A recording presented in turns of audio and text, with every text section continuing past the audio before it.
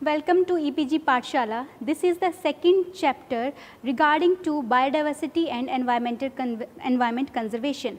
Biodiversity and environmental conservation, these are interlinked subjects, or we can say that these are interallied subjects, and they can be treated as synonyms, as the conservation of biodiversity will eventually have a positive effect on environmental conservation. Biodiversity defines the variation at three levels. First is genetic, second is species, and third is ecosystem level. The distribution of biodiversity is uneven and is concentrated more at the tropical forests and hot spots.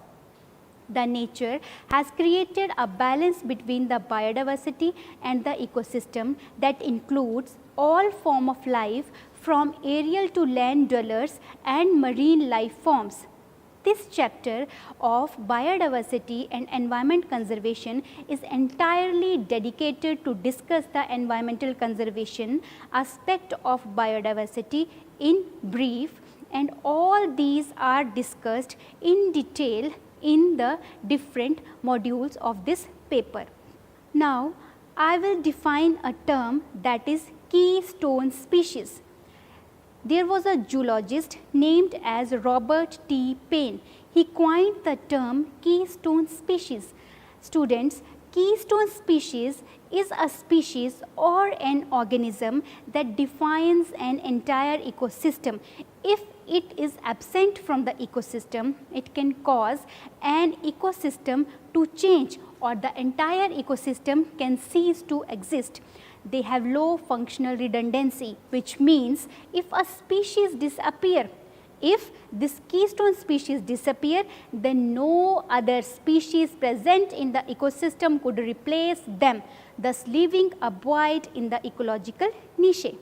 Hence, the ecosystem would exert a radical change and allow new invasive species to populate the habitat. I have already discussed in the previous module what are invasive or alien species. Now, any living organism can be a keystone species. It does not need that it should be bigger or smaller in size, or it should be abundant or less. Nevertheless, practically most of the examples for this type have enormous influence on the food web, and it varies from habitat to habitat. If the keystone species are expelled from an ecosystem, then a negative set of changes will be triggered. Now, we will take an example, and that example is the overpopulation of one species, which led to the disappearance of other species. A well documented case of such a chain of events was the elimination of wolves from the Yellowstone National Park at the beginning of the last century. The negative effect on the national park's biodiversity was so profound that authorities have taken steps to introduce this keystone predator back. Now, International Union for Conservation of Nature and Natural Resources categorizes these threatened species in Red Data book. It intentionally made as a straightforward system for classification of species who are at high risk of global extinction. The mainstream focus is to provide a direct and unbiased framework where species are broadly classified on their extinction risk. Even though the red data gives the list of species who are at high risk, they still are not the only party to provide priorities for conservational measures. IUCN classifies threatened species under three categories. First are critically endangered. A taxon is considered to be critically endangered when the species is facing extreme danger of becoming extinct in the wild. Then comes endangered species. Endangered species are those species that are facing a very high risk of extinction in the wild. Thereafter comes vulnerable species. Those species are said to be vulnerable if they are facing a high risk of extinction in the wild in the nearby future. Then comes red data books. List of threatened flora and fauna in Indian Sumatran includes rhinoceros, Hangul deer, Himalayan brown or red bear, pygmy hawk, Andaman white-toothed shrew, then Kondana soft-furred rat, Elvira rat, large rocklet, Namdefa flying squirrel, Malabar large spotted civet, Asiatic wild dog and red panda. Wild ass, brown antlered deer, golden langur, white-bellied musk deer, Indian hog deer, hispid hare, Assam rabbit, lion-tailed macaw, Tibetan antelope, Nilgiri langur, all these are included in Red Data book that depicts the list of endangered species. Thereafter comes Nilgiri tahar, Ganges river dolphin, that is also known as Platanista gangetica. Now, this was the list of the threatened fauna species. Now comes the list of threatened flora species. Flora means plant and fauna means animals. Now, it includes milkwort, Assam catkin yew, bird's foot, moa, skeleton, fog fern and whisk fern, umbrella tree, Kudai vale, Indian mallow, Athivala, tuthi, Ebony tree, Malabar lily, spiderwort, Malayaram, Malapuram, Jimicanda, Musli. Musli is also known as Chlorophytum tuberosum. Next list is the list of endangered and endemic species of India. First, we should have a knowledge what is endangered species or threatened species. Any organism, whether it is a plant, it is an animal, it is a microorganism who is in prompt danger of undergoing biological extinction is defined as endangered species or threatened species.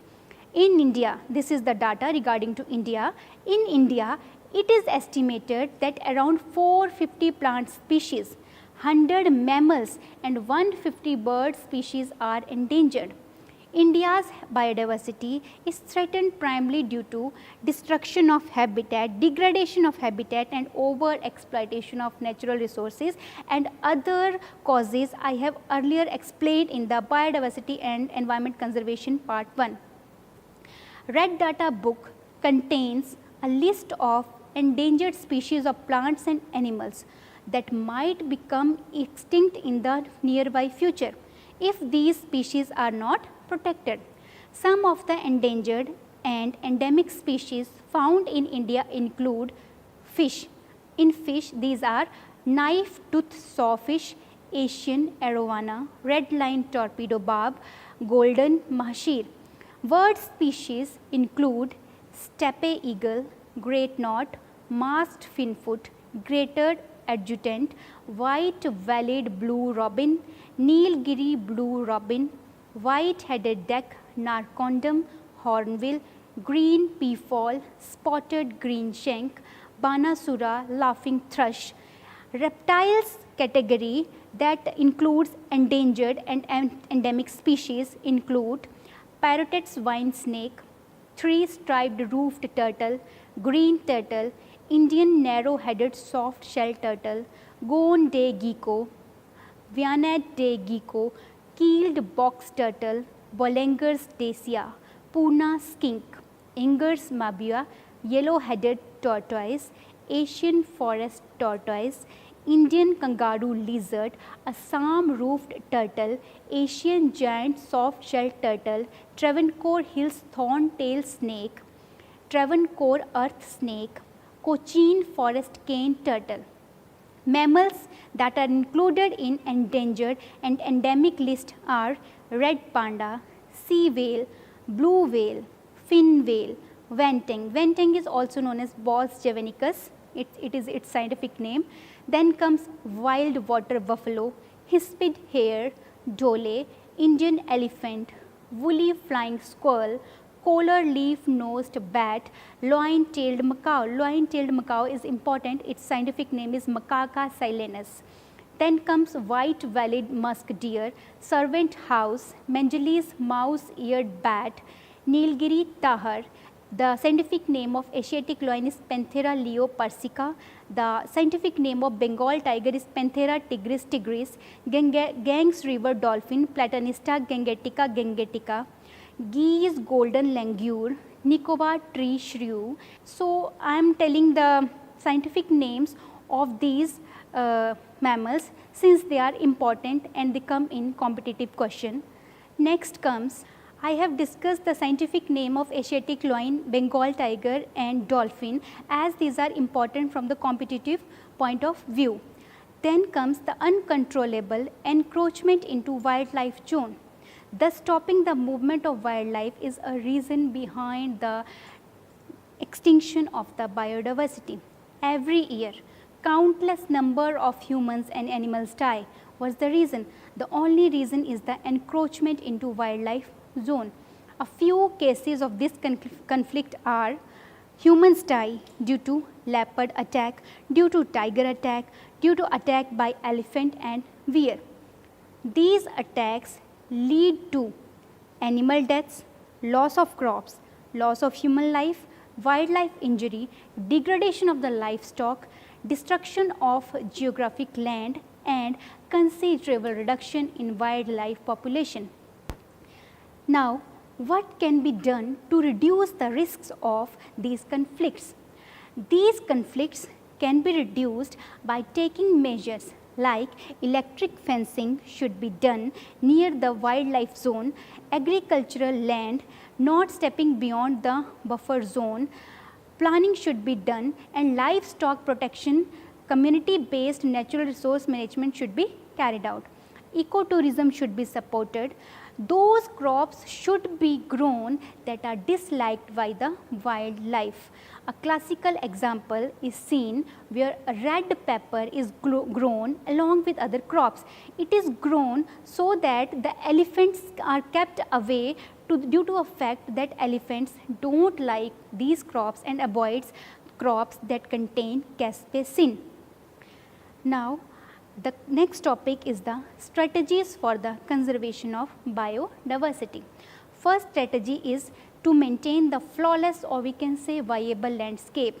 The aim of this strategy is to provide protection along with priority actions such as repair historic impacts or removal of those threats and improve the ecological integrity by maintaining long-term viability of the more intact landscapes of the region. Then next is the reverse declines. Here the strategy involves in bringing back the lost ecological site so as to reinitiate the original ecological site or critical ecological processes by improving the habitat of shrubby systems and open woodland and eventually help in bringing back the declining species or those species that are on the verge of extinction. Next is to recover threatened species and ecological communities. The aim of this strategy is to fortify the preservance of species, those species that are on the verge of extinction in the wild, thus indirectly protecting ecosystems from failing. The work here is done not at community level.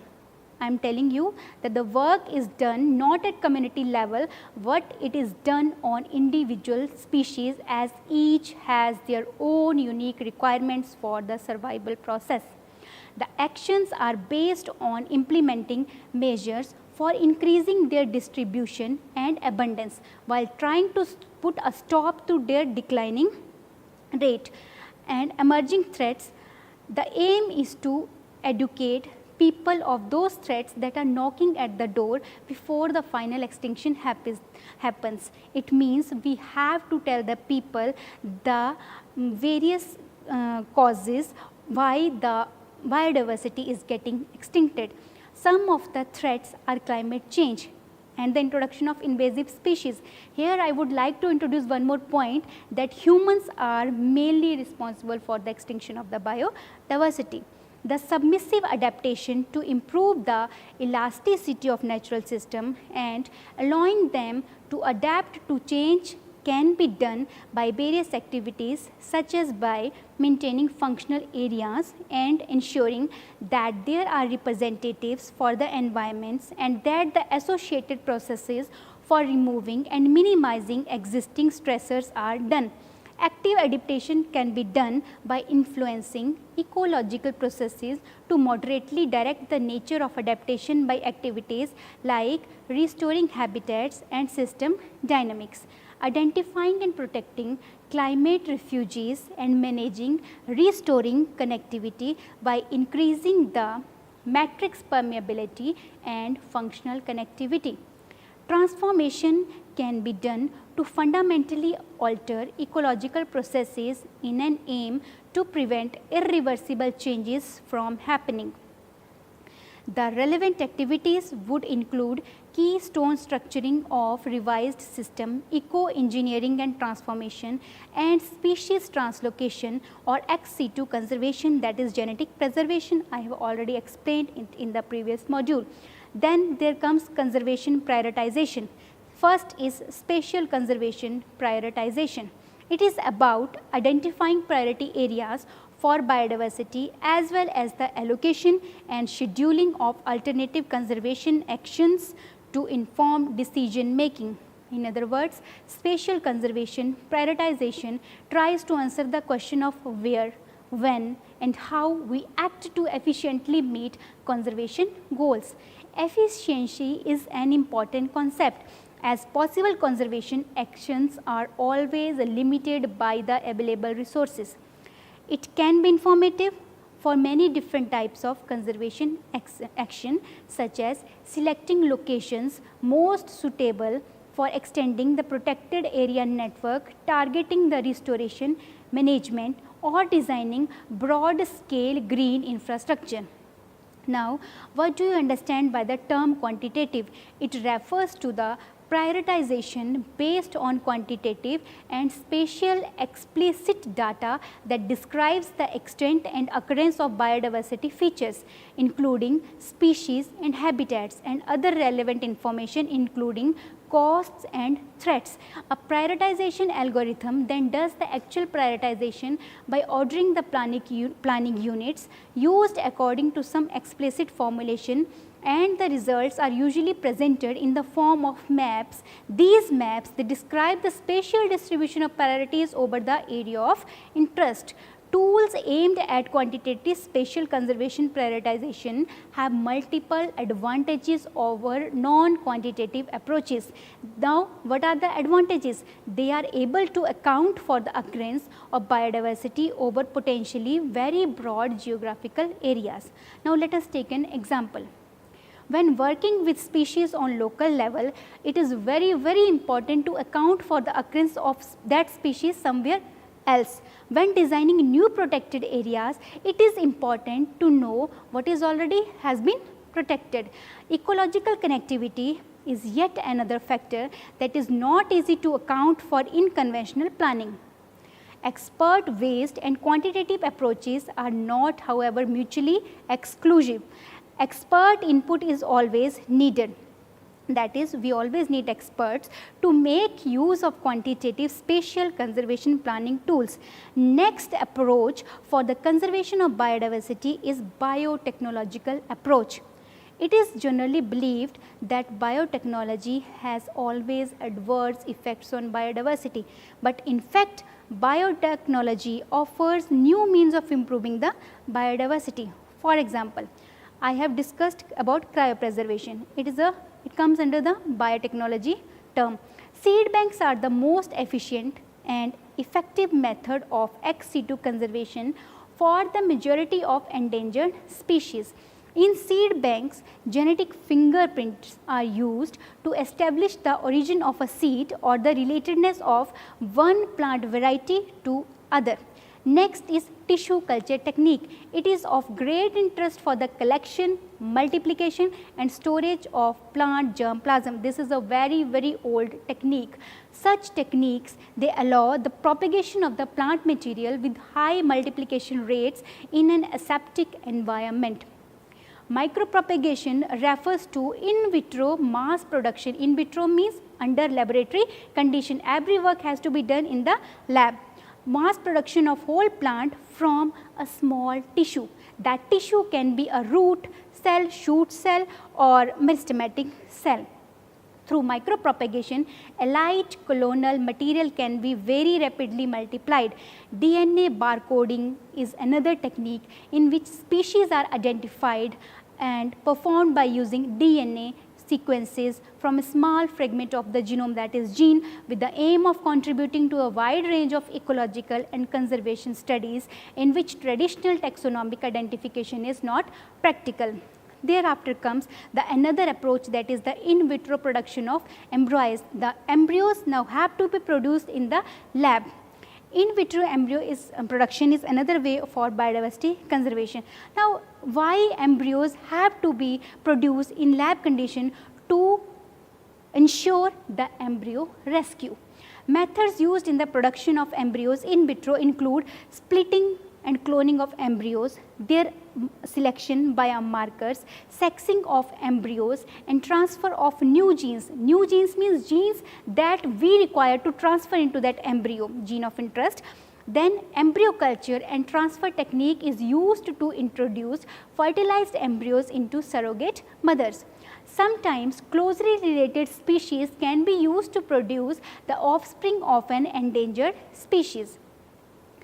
Next comes the production of transgenic crops and animals via biotechnology.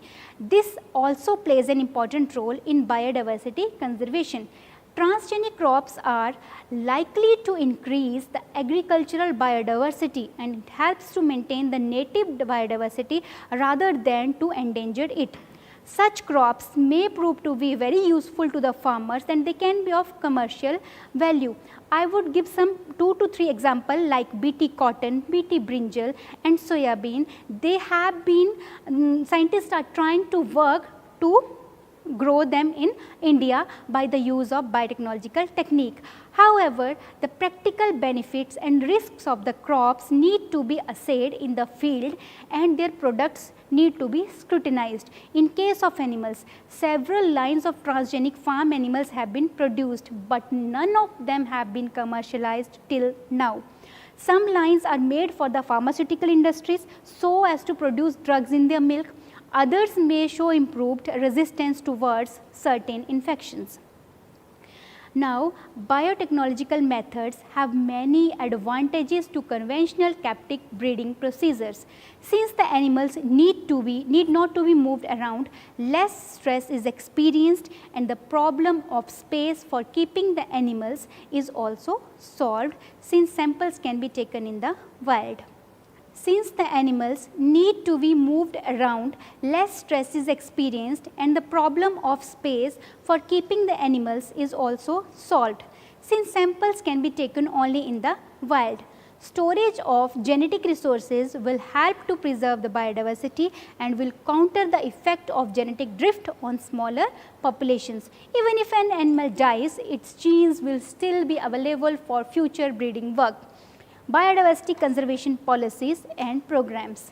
National and international biodiversity conservation policies and programs include International Union for the Conservation of Nature. It helps the government at national level by preparing some policies at national level, whereas it provides advice to environmental conventions such as the Convention on Biological Diversity, CITES and the Framework Convention on Climate Change in an international level. It also counsels the UNESCO on natural world heritage. There is a formally accredited permanent observer mission to United Nations in New York. It has been stated in their website that they are the only international observer organization in the United Nations General Assembly with proficiency regarding issues concerning the environment, specifically biodiversity, nature conservation and sustainable natural resource use. It has solemn relations with the following: Council of Europe, FAO, Food and Agricultural Organization of United Nations, IMO, International Maritime Organization, Organization of American States OAS, UNCTAD, United Nations Conference on Trade and Development, United Nations Environment Program, UNESCO, United Nations, UNESCO, the full form of UNESCO is very important, United Nations Educational, Scientific and Cultural Organization.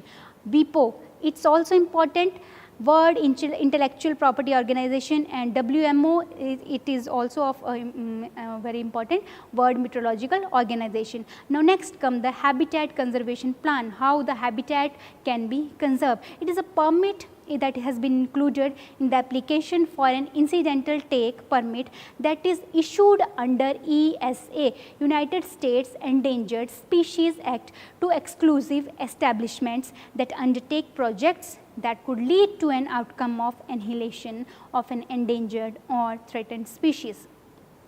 It is a planning document that ensures that the anticipated take of a listed species will be minimized or mitigated by conserving the habitat upon which the species depend, thereby contributing to the recovery of the species as a whole.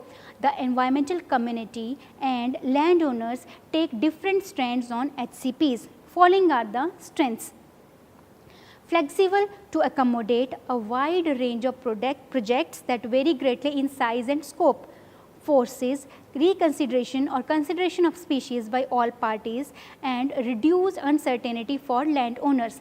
Weaknesses are inflexible with regards to changing knowledge relating to species and habitat. No surprise policies has been highly controversial, with critics arguing that it burdens the agencies rather than landowners with additional financial and mitigation responsibilities if unforeseen circumstances arise.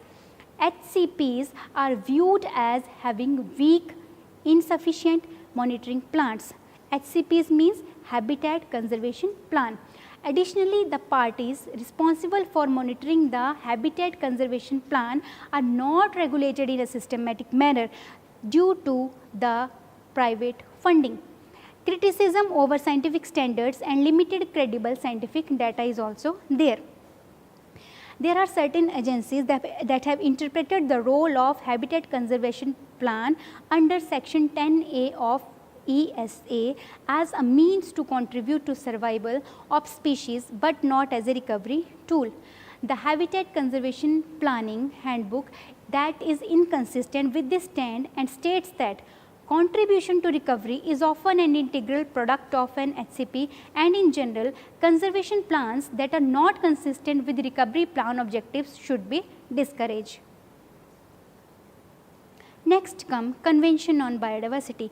Convention on Biodiversity CBD is an international agreement. Students, this is a very important point, that this agreement was adopted at Earth Summit in Rio de Janeiro in 1992, and this question is often asked in competitive questions.